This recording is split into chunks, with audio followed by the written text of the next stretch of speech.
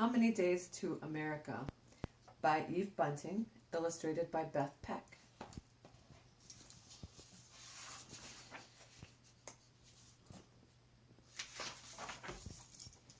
It was nice in our village till the night in October when the soldiers came. My mother hid my little sister and me under the bed. When I peeked out, I could see my mother's feet in their black slippers and the great muddy boots of the soldiers. When they were gone, my father said, "We must leave right now." "Why?" I asked. "Because we do not think the way they think, my son. Hurry."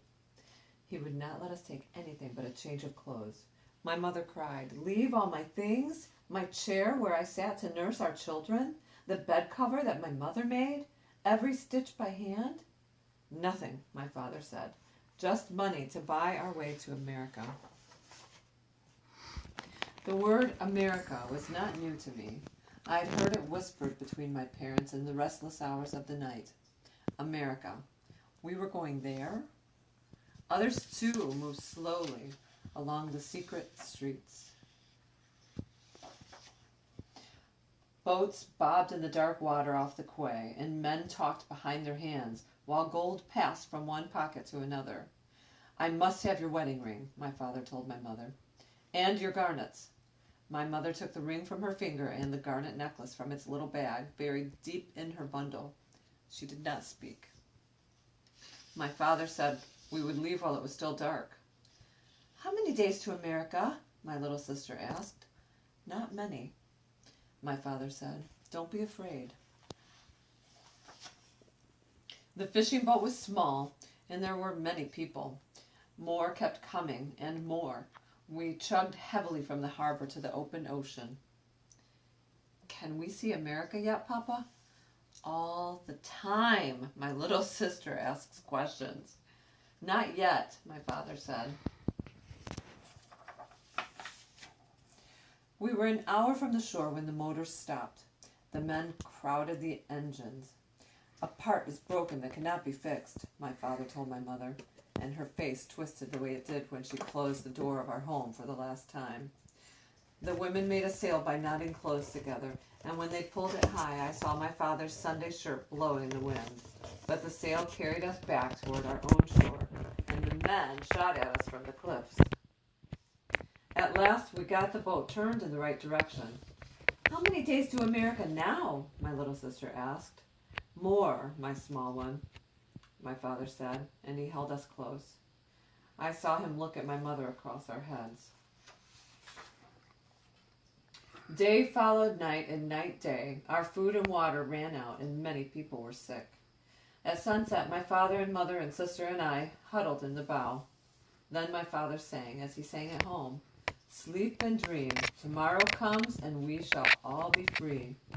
That was the only time I was not afraid. By day, we fished and shared the catch. When it rained, we caught the water in our buckets. I slept and dreamed of home, of food, of my favorite uncle who worked with my father in his shop and who had stayed behind. Sometimes I cried. And then my mother would rock me against her. Once we saw a whale, gray as an elephant and covered with barnacles. "Come push us, whale," my mother called. "Push us to America." But the whale did not hear. Once a boat came roaring close on wings of foam, and we were filled with joy, but not for long. "Thieves!" Fear moved like a bad wind between us. Men scrambled from the other boat to ours, waving their guns and shouting for money and jewels. There was little to take, but what we had went with them. Once there was a shout of "Land!" and we crowded the railing. But though we pulled on the sail, our boat would go no closer. "We will swim for help," my father said, and he and two others jumped into the water. "No!" my mother cried, but they were gone already. When at last we saw them rise on the green roll of the surf, saw them carried to shore, we danced and cheered, but there were soldiers on the rocks. Everyone was quiet, and my mother gripped my hand. "They're bringing them back," she whispered. The soldiers, 3 soldiers with rifles, came too in the small boat. They brought us water and food, but they did not speak or smile as they tossed it up into our waiting hands. Was it not the right land, Papa?" I asked as the soldiers pulled away. "Will it not do?" "It will do, but they will not take us," my father said. My sister tugged at his arm. "They don't like us?" "It's not that." He didn't explain what it was. Our family got 2 papayas and 3 lemons and a coconut with milk that tasted like flowers. The sea was rough that night, and my father's song lost itself in the wind. I said the words as the stars dipped and turned above our heads. Tomorrow comes, and we shall all be free." It was the next days, the tomorrow, that we sighted land again. I was afraid to hope. A boat came. My mother clasped her hands and bent her head. Was she afraid to hope too? The boat circled twice, and then a line was thrown out, and we were pulled to shore.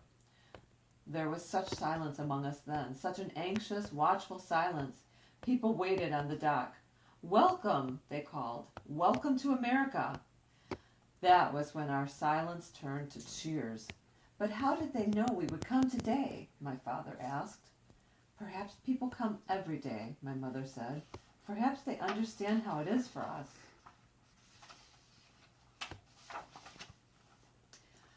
There was a shed, warm from the sun being on its tin roof. There were tables covered with food. Though the benches were crowded, there was room for all of us. "Do you know what day this is?" a woman asked me. She passed me a dinner plate. Is it the Coming to America Day?" I asked. She smiled. "Yes, and it is special for another reason, too. Today is Thanksgiving." "What is that?" My little sister was shy, but not too shy to ask her questions.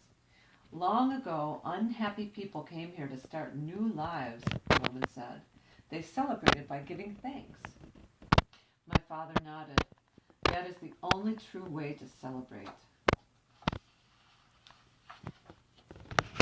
We joined hands and closed our eyes while my father gave thanks that we were free and safe and here. "Can we stay, Papa?" my little sister asked. "Yes, small one," my father said. "We can stay.